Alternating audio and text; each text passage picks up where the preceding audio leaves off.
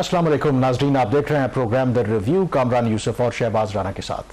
The review में हम पाकिस्तान की मईशत, खारजा अमूर और नेशनल सिक्योरिटी से जुड़े मामलात पर बात करते हैं। जून में जब PMLN की और कोalition गवर्नमेंट ने बजट पेश किया था तो उसमें रिकॉर्ड जो टैक्सेस लगाए गए थे, कम से कम 1800 अरब रुपए के नए टैक्स लगाए गए थे और जो टैक्स का हदफ भी है सालाना इस माली साल का, वो कोई करीब 13,000 अरब रुपए रखा गया था। और उसकी सबसे बड़ी वजह यही थी कि IMF का ऑब्वियसली मुतालबा था कि पाकिस्तान को अपनी जो आमदन है उसे बढ़ाना होगा, मजीद टैक्सेस लगाना होंगे। और अब इस माली साल के सिर्फ 2 माह ही कंप्लीट हुए हैं और जो 2 माह के फिगर आए हैं टैक्स कलेक्शन के, उसमें रिकॉर्ड 113 अरब रुपए की कमी देखने में आई है। तो शहबाज, जो सबसे अहम सवाल है, बजट ऑब्वियसली एक कॉम्प्लेक्स डॉक्यूमेंट है, लेकिन आम अल्फाज में अगर देखा जाए तो बड़ा सिंपल भी उसको सिंप्लीफाई किया जाए कि बजट बुनियादी तौर पर कि आपकी आमदन कितनी है, आपके अखराजात कितने हैं और जो गैप है उसको पूरा करने के लिए जो भी आप इक़दामात उठाते हैं तो बुनियादी पर्पज़ यही होता है कि आप अकॉर्डिंग टू प्लान चलें। अब ये जो बजट इन्होंने पेश किया है, अगर माली साल का आखिरी महीना होता तो फिर तो कहते कि चलें थोड़ा सा अंदाज़ा ऊपर नीचे हो सकता है। अभी तो ये माली साल ठीक से उसका आगाज़ भी नहीं हुआ और 113 अरब रुपए की जो शॉर्टफॉल टैक्स कलेक्शन में सामने आ रही है, तो क्या हम सेफली कह सकते हैं कि जो बजट जून 2024 में पेश किया गया, मंजूर किया गया, वो रियलिस्टिक नहीं था? ऑलरेडी ये बिल्कुल इररेलेवेंट हो गया। कामरान, आप यकीनी तौर पर कह सकते हैं कि जो 12,970 अरब रुपए का FBR का टैक्स का हदफ था, जो प्राइम मिनिस्टर शहबाज शरीफ साहब की भी ख्वाहिश थी कि 13,000 अरब को टच करना है, और ख़ास तौर पर जो IMF की तरफ से इनके ऊपर अच्छा खासा प्रेशर था, वो गैर हकीकत पसंदाना था। ये बात सबको पता थी, वज़ीर ख़जाना को भी पता थी। IMF तो इंसिस्ट कर रहा था कि नहीं आप कर सकते हैं। उस वक्त की जो FBR की मैनेजमेंट है उनको भी पता थी, इंडिपेंडेंट एनालिस्ट थे उनको भी पता थी, और हमें भी पता थी कि ये टैक्स का जो हदफ है ये हासिल होने वाला नहीं है। लेकिन अभी ये जो अगस्त में शॉर्टफॉल आया है, इतना शॉर्टफॉल मैंने भी एक्सपेक्ट नहीं किया था।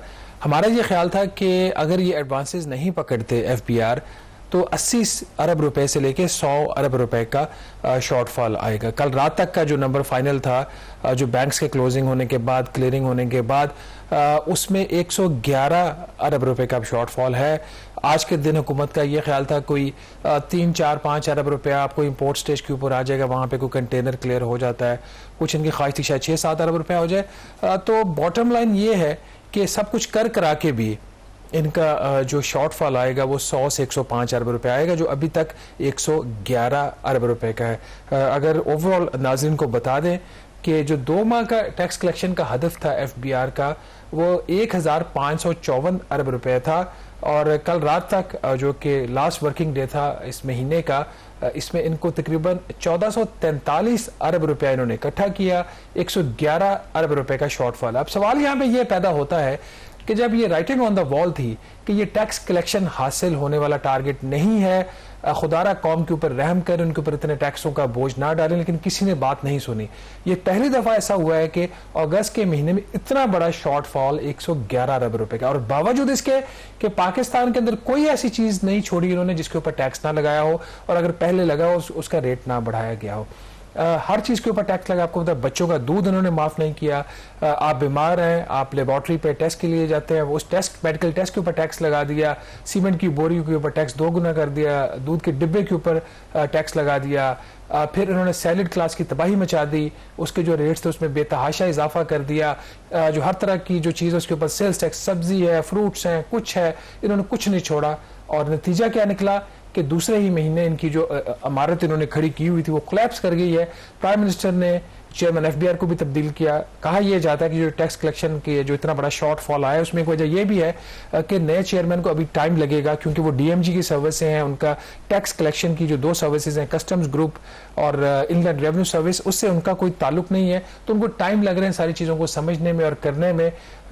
ऑल्दो ये भी कहा जाता है कि वो एक ब्रिलियंट ऑफिसर है DMG के, but he is not from the service, tax service.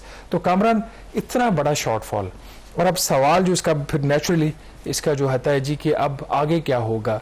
मैं वही करने लगा था, क्योंकि अभी हमारा जो IMF का प्रोग्राम है वो भी बीच में लटका हुआ है, और एग्जीक्यूटिव बोर्ड की जो मीटिंग है अभी तक उसकी डेट नहीं आ पा रही, इनडेफिनेटली। पता नहीं पाकिस्तान का केस कब टेकअप होता है। और जो स्टाफ लेवल एग्रीमेंट भी हुआ था और उसमें और बहुत सी जो शराइत थी, उसमें एक ये भी था कि पाकिस्तान ने जो भी टैक्स कलेक्शन का हदफ रखा है उसको हर सूरत पूरा करेगा, और अगर पाकिस्तान नहीं पूरा कर पाता तो यकीनी तौर पर फिर उसको एडिशनल जो मेजर्स हैं even during the fiscal year वो लेना पड़ेंगे। तो ये जो शॉर्टफॉल अभी रिकॉर्ड अगस्त के महीने में हमें नजर आ रहा है अराउंड, आप कह रहे हैं कि अगर आज आखिरी दिन है, सारी कुछ नई एडिशन होती भी है तो अराउंड 105 बिलियन का रहेगा। तो डू यू थिंक कि फिर ऐसी सूरत में अब वो टाइम आ गया है कि शायद फर्दर एडिशनल मेजर्स इस गवर्नमेंट को लेना पड़े to meet the target and also satisfy the IMF?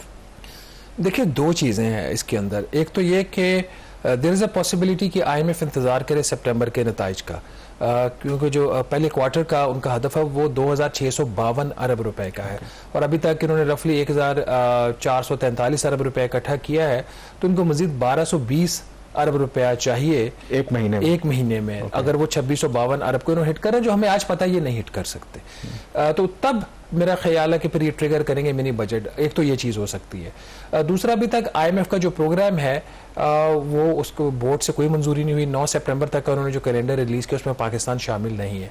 तो दूसरी ऑप्शन ये हो सकती है कि IMF ये मुतालबा कर दे कि ठीक है, आपका शॉर्टफॉल आ गया है, हमने स्टाफ लेवल एग्रीमेंट कर लिया, तो आप हमें बताएं अब आप क्या करेंगे।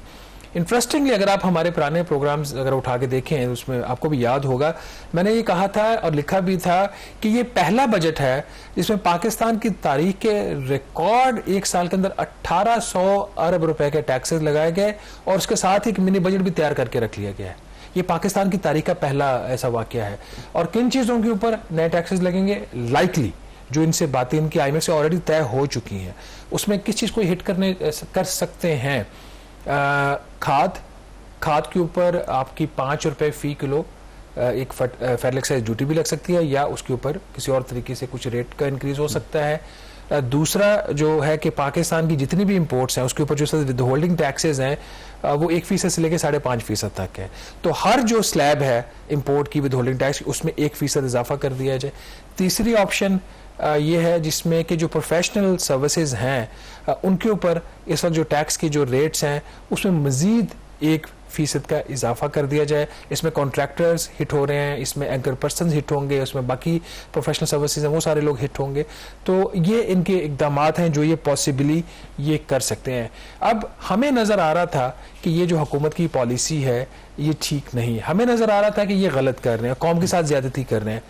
FBR की जो उस वक्त की मैनेजमेंट थी, जो उस वक्त के चेयरमैन FBR थे अमजद ज़ुबैरवाना, उन्होंने बताया था कि 11,600 अरब से लेके 11,800 अरब रुपए तक की कलेक्शन एट बेस्ट हो सकती है। मतलब ये कि 1200 से रफली 1400 अरब रुपए का वो शॉर्टफॉल एंटिसिपेट कर रहे थे बजट बनाते वक्त। तो मेरी जो अब आखिरी उनसे मुलाकात हुई थी, तो जब वो उनका वो टेन्योर उन्होंने आपको पता उन्होंने प्रीमेच्योर रिटायरमेंट ले ली थी, तो मैंने उनसे पूछा था आपका फोरकास्ट किया, तो उन्होंने कहा था शहबाज मेरी जगह पे जा ला के 2 चेयरमैन FBR पे बिठा दें तो ये टारगेट हासिल होने वाला नहीं है। इस हद तक गवर्नमेंट के अंदर क्लैरिटी थी, इसके बावजूद इन्होंने कुएं में खुद तो छलांग लगाई, लेकिन साथ उन्होंने आवाम को भी मारा है। मैं मेरे ख्याल ब्रेक पे जाने से पहले जो 4 बड़े हमारे जो टैक्सेस होते हैं उसका अगर मैं सिर्फ ब्रीफली आपको बता दूं, 1800 अरब रुपए का रिकॉर्ड टैक्स लगाया गया आवाम के ऊपर, ये इजाफी टैक्स है। और जो अहदाफ थे इनके, उसमें जो आपके 4 टैक्सेस होते हैं, income tax, sales tax, federal excise duty और कस्टम ड्यूटी, उसमें सिर्फ इनकम टैक्स का जो हदफ है 2 माह का वो हासिल हुआ है, बाकी 3 टैक्सेस का मिस हुआ है। इनकम टैक्स इन्होंने जो इकट्ठा करना था 2 माह में 580 अरब रुपया करना था, इन्होंने 610 अरब रुपया इकट्ठा किया, हदफ से भी 30% या 30 अरब रुपया इन्होंने ज्यादा इकट्ठा किया। उसकी बड़ी वजह वही सैलरीड क्लास के ऊपर जो बोझ डाला गया और बैंकों का जो मुनाफा उसमें इजाफा हुआ है, क्योंकि जो हाई इंटरेस्ट रेट्स हैं उसकी वजह से सेल्स टैक्स की जितनी तबाही हुकूमत ने टैक्सेस की मचाई है इजाफी टैक्सेस लगा के, उसके बावजूद जो सेल्स टैक्स का हदफ था 611 अरब रुपए का, वो तकरीबन 40 अरब रुपए से वो हदफ इन्होंने मिस किया है। फेडरल एक्साइज ड्यूटी हर चीज के ऊपर इन्होंने रेट को डबल कर दिया, सीमेंट को नहीं छोड़ा, घरों को नहीं छोड़ा, प्लॉट्स को नहीं छोड़ा, फिर भी जो फेडरल एक्साइज ड्यूटी का 135 अरब रुपए का हदफ था वो तकरीबन 38 अरब रुपए से मिस किया है। और लास्टली कस्टम ड्यूटीज का जो हदफ था उसका 228 अरब रुपया, 170 अरब इकट्ठा किया, 58 अरब रुपए से मिस किया। तो अभी भी वक्त है, अभी भी हुकूमत रैशनल स्टेप्स ले लो। रैशनल स्टेप ये नहीं है कि एक और मिनी बजट ले आओ, रैशनल स्टेप ये है कि टैक्स टारगेट को कम करो सालाना को, और उसके बदले में अपने अखराजात में कटौती करो। आवाम के ऊपर मजीद बोझ मत डालिए, गुंजाइश नहीं है। यहाँ पे छोटी सी ब्रेक लेंगे और ब्रेक के बाद जब वापस आएंगे तो बात करेंगे कि हुकूमत का जो प्राइवेटाइजेशन प्रोग्राम है वो किस तरफ जा रहा है, क्या PIA की निजकारी होगी भी या नहीं। Stay with us. जी, ब्रेक के बाद एक दफा फिर आपको खुश आमदेद कहते हैं। प्राइवेटाइजेशन का जिक्र करें तो जो इस गवर्नमेंट की प्रायोरिटी थी कि कम से कम PIA को as soon as possible privatise किया जाए, उसके लिए हमने देखा जो केयर टेकर गवर्नमेंट आई उसने भी बहुत एक्सपीडाइट किया काम को, लेकिन वो अपने मकसद में कामयाब नहीं हो सके। इस गवर्नमेंट ने भी तवातुर से प्राइम मिनिस्टर हों, फाइनेंस मिनिस्टर हों, मुख्तलिफ डेडलाइंस वो देते रहे, कुछ प्रोसेस आगे बढ़ा, लेकिन लगता ये है कि ये एक बहुत बड़ा अब चैलेंज बन गया है PIA को प्राइवेटाइज करना। और उसमें जो लेटेस्ट डेवलपमेंट है, जो सेक्रेटरी प्राइवेटाइजेशन कमेटी उन्होंने जो रिवील किया है, 2 के 6 जो पार्टीज हैं या कंपनीज हैं, उन्होंने इंटरेस्ट शो किया है PIA को बाय करने के हवाले से। लेकिन इंटरेस्टिंगली उन्होंने ये कहा है कि सिर्फ 2 ही ऐसी पार्टीज हैं या कंपनीज हैं, दोज हु आर सिंसियर या बड़ा सीरियस हैं PIA को बाय करने में। और अगर सिर्फ at the end of the day अगर अब बिडिंग होती है, सिर्फ 2 पार्टियां रह जाती हैं, तो इसका मतलब यही है कि आपको बेस्ट पॉसिबल प्राइस तो नहीं मिल सकती। तो डू यू थिंक कि पहले तो जून जुलाई की डेडलाइन थी, अब सुना है कि एक्सटेंड करके अक्टूबर तक ले गए हैं, इज इट वेरी पॉसिबल कि हम PIA को कभी बेच पाएंगे भी? देखिए कामरान, अगर इस स्टेज के ऊपर आप रिजॉल्व की बात करें तो special investment facilitation council, prime minister, finance minister, deputy prime minister, privatisation minister, हर कोई ये कह रहा है कि हमने PIA को तो बेचना ही बेचना है कम वक्त में।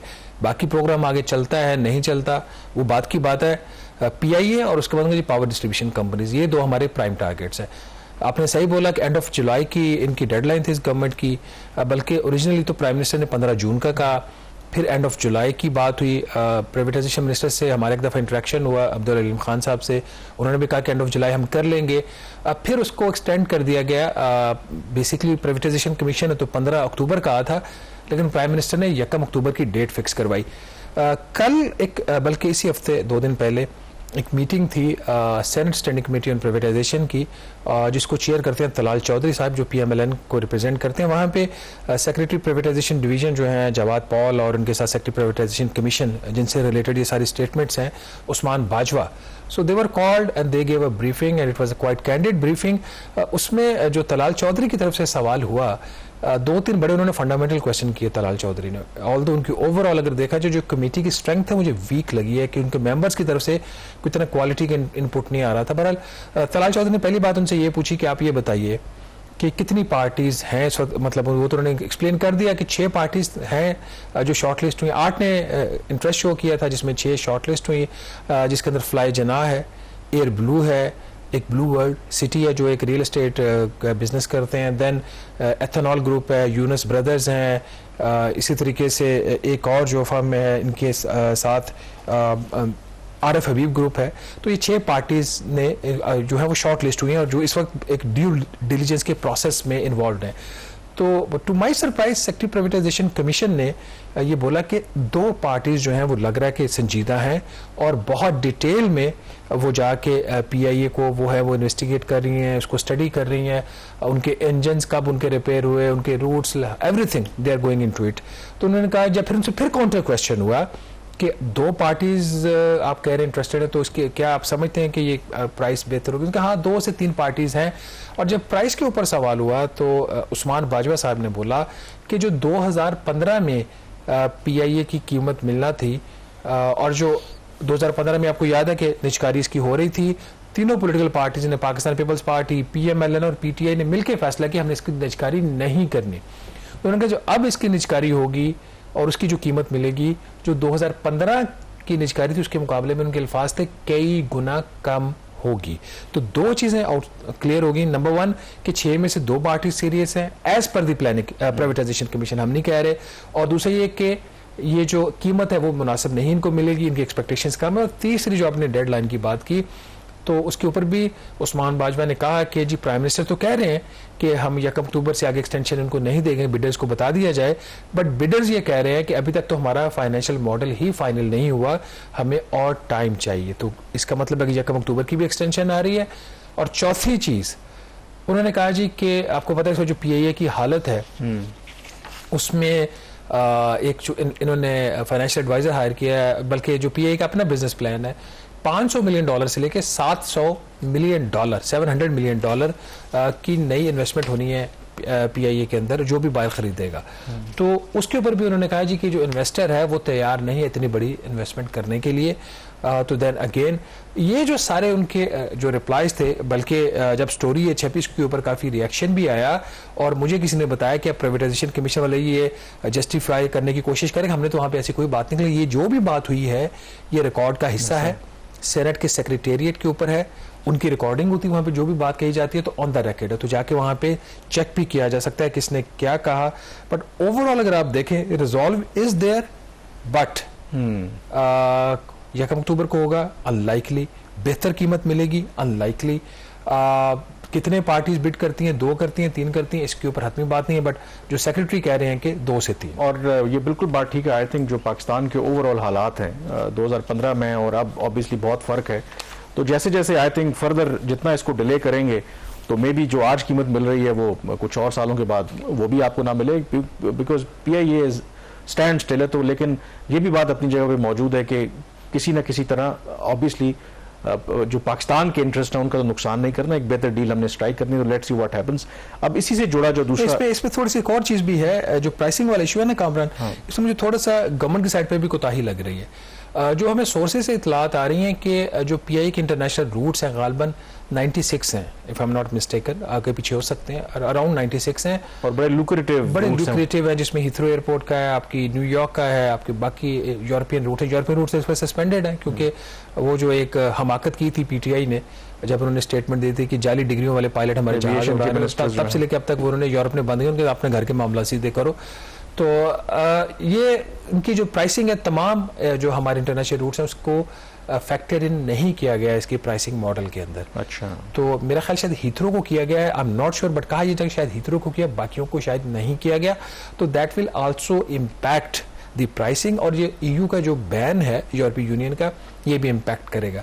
और साथ ही इसके उन्होंने कहा जी कि प्राइवेटाइजेशन सेक्रेटरी ने कि 80 अरब रुपया फौरी उसको इंजेक्ट करना पड़ेगा बायर को, 220 अरब की लाइबिलिटीज उसके ऊपर आल दो, 623 अरब की लाइबिलिटी हुकूमत ने अपने जिम्मे ले ली है, और तीसरे उनका जो इन्वेस्टमेंट है मिनिमम $500 मिलियन की, वो भी एक चीज़ है। अब ये तो है ओवरऑल PIA का स्टेट, तो लेट्स सी आगे इसके ऊपर क्या। अच्छा, अब दूसरा जो इसके अंदर इसी से जुड़ा ऑब्वियसली जो उसकी मलकियत है रूजवेल्ट जो होटल है उसको भी बेचने का या उसको ऐसे करने का कि ताकि पाकिस्तान के लिए हुकूमत के लिए वो फ़ायदा मंद साबित हो, उसमें भी क्या डेवलपमेंट है कि एक जो फाइनेंशियल एडवाइज़र है गवर्नमेंट ने वो भी हायर किया था, उसकी तरफ से भी कुछ सजेशन आई हैं। और अनलाइक आई थिंक जो PIA का केस तो इज़ मोर कॉम्प्लिकेटेड, लेकिन जो रूजवेल्ट होटल है ऑब्वियसली एक प्रॉपर्टी है, प्रॉपर्टी आपको पता है वो किसी हिस्से में भी हो तो पूरी दुनिया में उसकी एक वैल्यू होती है। और गिवन के ये जो रूजवेल्ट होटल है न्यूयॉर्क के अंदर एक ऐसी लोकेशन पे जहाँ पे कहा जाता है कि बड़ी एक्सपेंसिव वहाँ पे प्रॉपर्टीज़ हैं, तो ये वाला जो मामला है रूजवेल्ट होटल का कि आगे क्या करना है,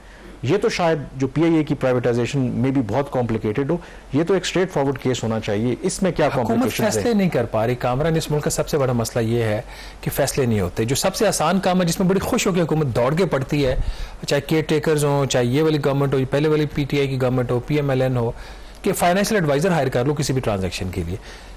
रूजवेल्ट के भी फाइनेंशियल एडवाइजर्स हायर हुए थे, एक रिपोर्ट आ गई थी उस वक्त ज्वाइंट वेंचर के, उनकी रिकमेंडेशन ये थी कि इसको अब ज्वाइंट वेंचर पे दे दें, और उसके बाद फिर एक फाइनेंशियल एडवाइजर हायर हो गया। बल्कि इसी स्टैंडिंग कमेटी की ब्रीफिंग में ये बताया गया कि पिछले 5 साल में पाकिस्तान ने तकरीबन 1.5 अरब रुपया इन फाइनेंशियल एडवाइजर्स को पे किया है, और जिसमें 3 ऐसी ट्रांजैक्शन हैं जो हुई ही नहीं है, और गलती फाइनेंशियल एडवाइजर्स की नहीं है, गवर्नमेंट की थी। पाकिस्तान स्टील मिल इन्होंने कैंसिल कर दी, फिर उसके बाद एक और जो था 2 LNG बेस्ड पावर प्लांट्स थे वो बेचना थे, FA हायर हुआ, उसने रिपोर्ट दी, वो कैंसिल कर दिया।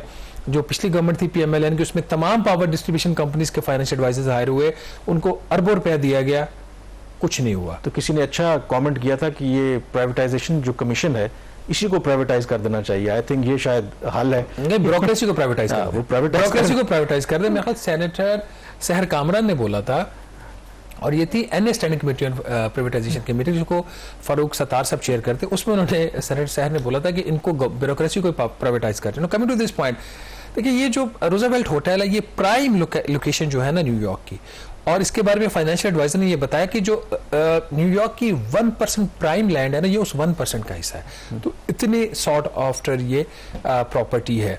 आपने भी उस जगह पे विजिट किया होगा, मैंने भी वहां पे देखा, तो इसकी लोकेशन ऐसी है कि it's ideal for anything there. Central point जो है न्यूयॉर्क का वहां पे ये है।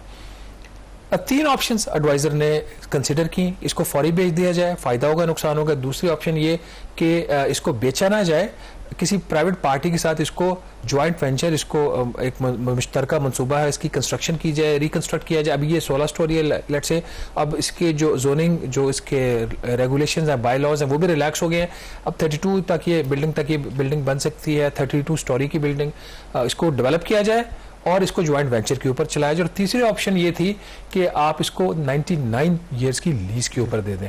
तो जो ऑप्शन फाइनेंशियल एडवाइजर ने रिकमेंड की है, उन्होंने ज्वाइंट वेंचर की उन्होंने ये हाई, इसके रिस्क बहुत ज्यादा है, लेकिन इसमें जो हाईएस्ट रिटर्न है पाकिस्तान को इस ऑप्शन पे मिलेगा। इसको बेचे मत, और ना इसको 99 ईयर्स की लीज पे दिए जाए।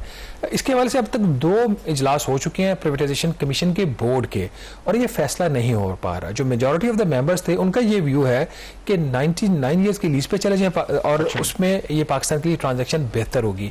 लेकिन जो प्राइवेटाइजेशन मिनिस्टर हैं, जो चेयरमैन भी हैं बोर्ड के, उनका ये ख्याल है कि ये आप इसको ज्वाइंट वेंचर पे लेके जाएं, लेकिन वो ये चाह रहे हैं कि इसको कंपैरेटिव प्रोसेस के थ्रू ना किया जाए, इसको गवर्नमेंट टू गवर्नमेंट डील की जाए, क्योंकि माजी में एक आध गल्फ कंट्री ने इसके अंदर इंटरेस्ट भी शो किया, तो अभी तक फैसला नहीं हो पा रहा। अब जो भी फैसला, इंटरेस्टिंग ये बात है कि जो फाइनेंशियल एडवाइजर आप इसलिए हायर करते हैं कि क्योंकि वो प्रोफेशनल होते हैं, आपको एक ट्रू इनपुट देते हैं। तो अगर वो आपको एक इनपुट दे रहे हैं, और आई एम श्योर कि बेस्ड ऑन जो भी उनकी कैलकुलेशंस होंगी ना, तो फिर हमारे यहाँ गवर्नमेंट में अगर इतने लोग कॉम्पिटेंट होते तो फिर आपको फाइनेंशियल एडवाइजर हायर करने की क्या जरूरत है। तो वो बात आपकी बिल्कुल ठीक है कि शायद यहाँ पर जो लैक ऑफ जो डिसीजन है वो यहाँ पर आड़े आ रहा है, क्योंकि पीआईए की प्राइवेटाइजेशन के मुकाबले में ये कोई बहुत ज्यादा कॉम्प्लिकेटेड उस तरह से केस नहीं है। बहुत सिंपल ट्रांजैक्शन है, इसमें बिल्कुल भी कॉम्प्लिकेशन उस तरीके से नहीं है। 2 इसके ऊपर अब स्टडीज हो चुकी हैं, 2015 में या 16 में हुई थी। एक अभी फाइनेंशियल एडवाइजर ये जो हायर हुआ है, इसकी जो रिप्यूट है फाइनेंशियल एडवाइजर की बहुत अच्छी है, and he is considered one of the best in the real estate market.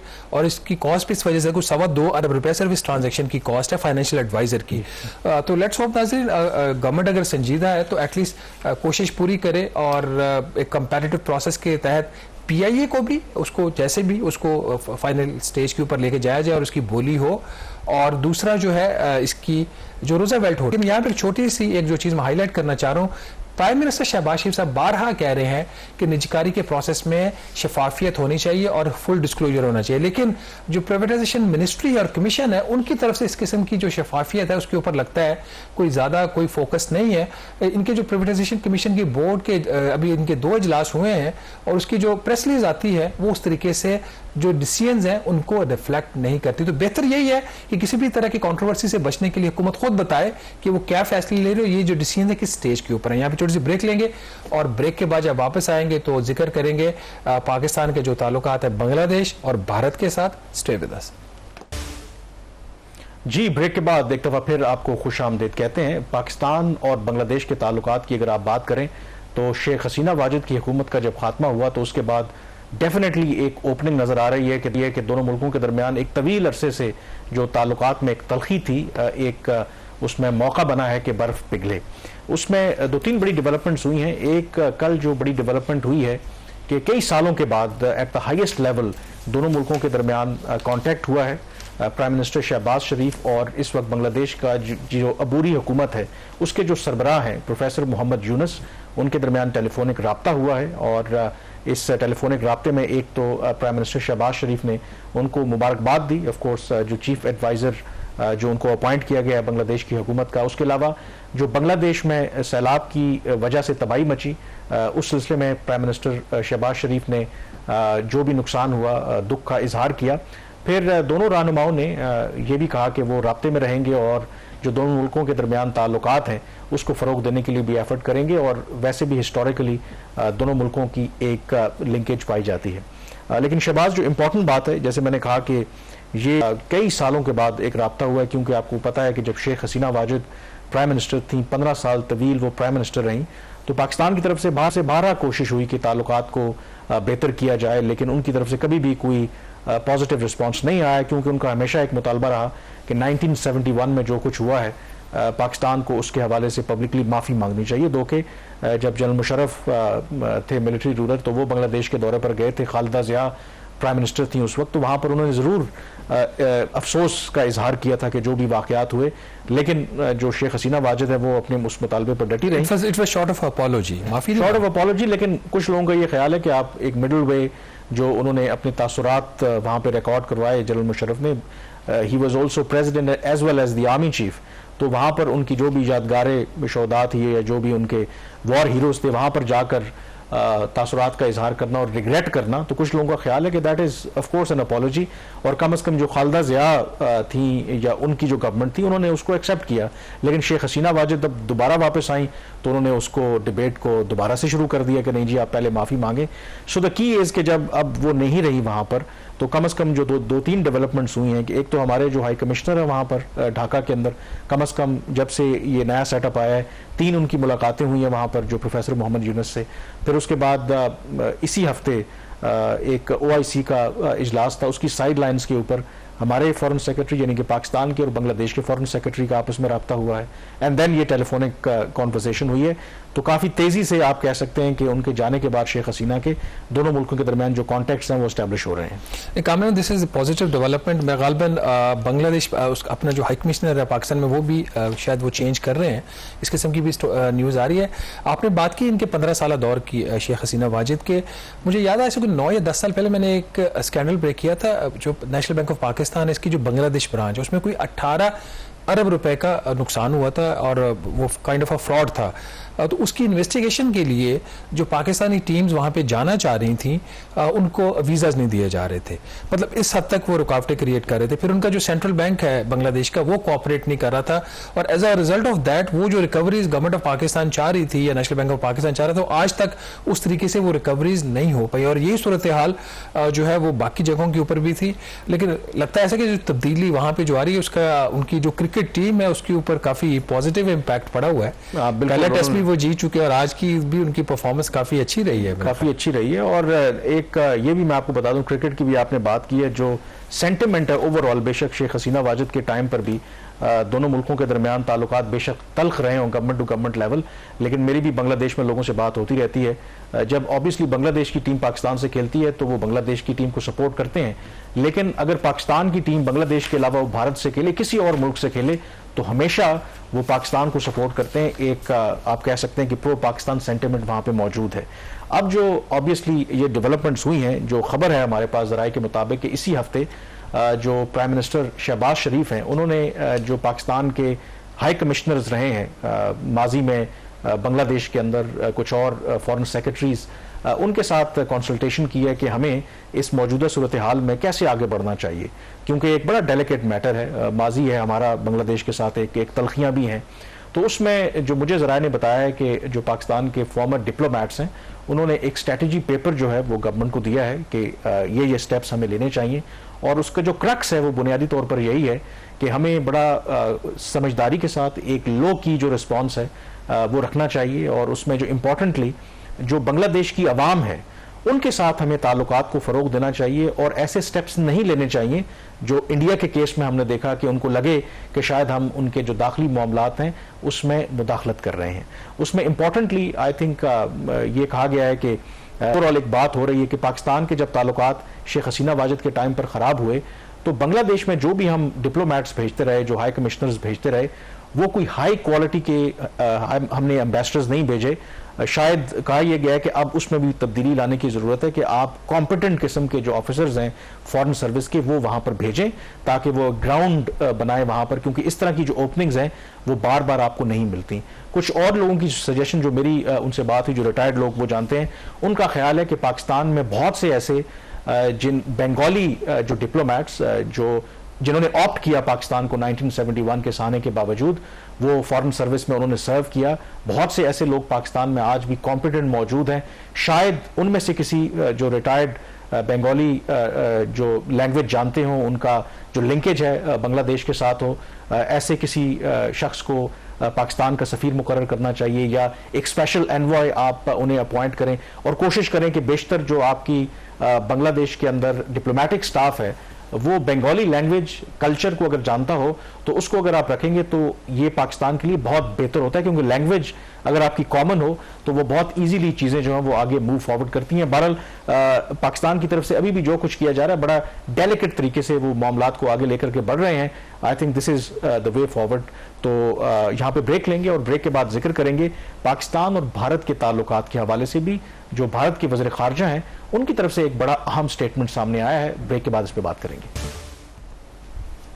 Ji, break के बाद एक दफ़ा फिर आपको खुशामदीद कहते हैं। 2016 से पाकिस्तान और भारत के ताल्लुकात की अगर आप बात करें तो वो बिल्कुल मुंजमद हैं, और 2019 में जब भारत ने यकतरफा तौर पर कश्मीर की खसूसी हैसियत ख़त्म की तो ताल्लुकात में मज़ीद ख़राबी पैदा हुई, और उसके बाद से भारत की एक पॉलिसी रही under prime minister Narendra Modi के पाकिस्तान के साथ किसी भी तरह की इंगेजमेंट नहीं करनी, और इस पॉलिसी पर आज भी वो कारबंद है। लेकिन एक लेटेस्ट जो इसमें अब डेवलपमेंट हुई है, कल जो भारत के वज़ीर ख़ारजा हैं एस जयशंकर एक तकरीब में वो मौजूद थे बुक लॉन्च पर, और वहाँ पर उन्होंने 2-3 बातें की जिससे अंदाजा होता है कि शायद इंडिया की जो पॉलिसी है टुवर्ड्स पाकिस्तान उसमें एक शिफ्ट आ रहा है। जो ब्रॉडर उन्होंने बात की कि अब वो वक्त गुजर गया है कि पाकिस्तान के साथ जब माजी में अनइंटरप्टेड डायलॉग होता था, लेकिन उसके साथ उन्होंने एक और बात भी की। सबसे पहले सुनते हैं कि उन्होंने क्या कहा और उसके बाद फिर उसको इंटरप्रेट करते हैं कि उनके इस बयान का क्या मतलब है। जी, ये भारत के वज़ीर ख़ारजा एस जयशंकर, जो शहबाज उनका पहला हिस्सा है स्टेटमेंट का, वो तो यूजुअल उनकी पॉलिसी है, लेकिन अगर आप उनका दूसरा हिस्सा देखें, क्योंकि ये एक फॉर्मर डिप्लोमेट है उनके, राजीव सिकरी, उनकी बुक लॉन्च थी किताब की reshaping India's foreign policy strategic conundrum.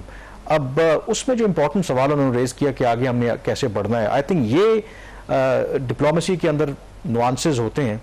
तो पहली दफ़ा मोदी गवर्नमेंट की तरफ से ये आपको 2016 के बाद हिंट मिला है कि शायद अब वो थोड़ा सा ओपन है टू इंगेज विद पाकिस्तान। वो बड़ी मानी खेज उन्होंने बात की कि जो करंट जो स्टेटस को है, जो सजेस्ट किया जो डिप्लोमेट हैं कि शायद भारत समझता है कि कंटिन्यू करना चाहिए, उनके ख्याल में परहैप्स येस और परहैप्स नो। लेकिन इंपॉर्टेंटली जो उन्होंने बात की कि अगर कोई पॉजिटिव डेवलपमेंट होगी तो इंडिया उस पर भी रिएक्ट करेगा। तो इसमें for the first time it seems कि उन्होंने एक जो विंडो ऑफ अपॉर्चुनिटी है वो आपको नजर आ रही है इंडिया पाकिस्तान के रिलेशनशिप में। दो it is too early, but ये प्रीवियस जो उनकी पॉलिसी थी भारत की उससे बहुत मुख्तलिफ है। पहले बड़ी हार्ड लाइन स्टांस थी। कोई मेजर को ब्रेक थ्रू उस तरीके से नजर इसलिए नहीं आ रहा कि he played safe, he talk diplomatically कि ना उन्होंने हाँ कहा ना कहा, और एक गेस गेम के तौर पर इसको ओपन छोड़ दिया। और एक दूसरी वजह जो ये है बेसिकली जो शंघाई कोऑपरेशन ऑर्गेनाइजेशन की बात है, this is a multilateral platform जिसमें आप बाईलैटरल में तो आप चीज़ों को रिफ्यूज़ कर सकते हैं, यू कैन अवॉइड, लेकिन मल्टीलैटरल में उनको शायद अभी वक्त बताएगा अक्टूबर में क्या होता है और क्या नहीं होता। शायद उनको अपनी प्रेजेंटेशन जो रिप्रेजेंटेशन है वो शो करनी पड़ेगी, may be virtually, I don't know, इसके आप बता सकते हैं वर्चुअल ऑप्शन इस दफ़ा है या नहीं, क्योंकि एक दो जो इसके प्रीवियस सेशन हुए हैं जिसमें वर्चुअल रिप्रेजेंटेशन भी थी हेड ऑफ द स्टेट्स की या गवर्नमेंट्स की, तो क्या अगर ऐसा कोई ऑप्शन है, कैन एनीवन ज्वाइन वर्चुअली, वो एक पॉसिबिलिटी हो सकती है। लेट्स से अगर इसको उनके जो प्राइम मिनिस्टर है वो बाइकआउट करते हैं Indian prime minister to come to Pakistan, तो वो फिर जो एम्बेरसमेंट है वो सिर्फ पाकिस्तान के लिए नहीं होगी, that will be a setback for the SCO। अच्छा, इसमें एक जो क्लैरिटी बहुत जरूरी है, देखें ये जो मीटिंग पाकिस्तान होस्ट कर रहा है अक्टूबर में SCO की, ये council of heads of government है। अब council of heads of government जो है सेकंड हाईएस्ट फोरम है SCO का, जो हेड्स ऑफ स्टेट होते हैं वो सबसे हाईएस्ट फोरम है। और यूजुअली ये देखा गया है कि जो प्राइम मिनिस्टर भारत के, इवन पाकिस्तान के भी जो प्राइम मिनिस्टर हैं, वो council of heads of government में आम तौर पर कम ही वो शिरकत करते हैं, क्योंकि पाकिस्तान इन जो मेंबर स्टेट्स हैं 10-11 SCO की, ये दो वाहिद मुल्क है जहाँ पे पार्लियामानी फॉर्म ऑफ गवर्नमेंट है, जहाँ पे जो प्राइम मिनिस्टर है वही हेड्स ऑफ गवर्नमेंट भी है और इन अ वे वो ज़ाहिर है कि फिर हेड्स ऑफ स्टेट को भी वो रिप्रेजेंट करते हैं। तो एक तो इसमें अगर वो नहीं भी आते तो ये, और पिछले 2 सालों में हमने देखा है कि प्राइम मिनिस्टर नरेंद्र मोदी वो नहीं गए, और उनकी जगह पे किस लेवल पे थी? उनकी जगह पे जो फॉरेन मिनिस्टर है उनके जयशंकर साहब वो आए हैं। अब ये तो एक ऑब्वियसली डिसाइड उन्होंने करना है। इनिशियल जो रिपोर्ट्स आई थी उसमें ये कहा गया था कि शायद वो नहीं आएंगे, लेकिन बाद में जो भारतीय वजारत खारजा उन्होंने तरदीद की, उन्होंने कहा कि अभी हम चीज़ों को देख रहे हैं, असेस कर रहे हैं। जैसे शहबाज कह रहे थे कि SCO is an important forum, okay कुछ लोगों का ख्याल है कि जो इंडिया के इंटरेस्ट हैं, जो वेस्ट के साथ ज़्यादा अलायंस है, ये चाइना रशिया लेड फोरम है, तो शायद वहाँ पर फिट नहीं बैठता। बट स्टिल इंडिया की एक अप्रोच रही है कि वो एक जो स्ट्रेटेजिक इकोनॉमी अपनी मेंटेन करते हैं।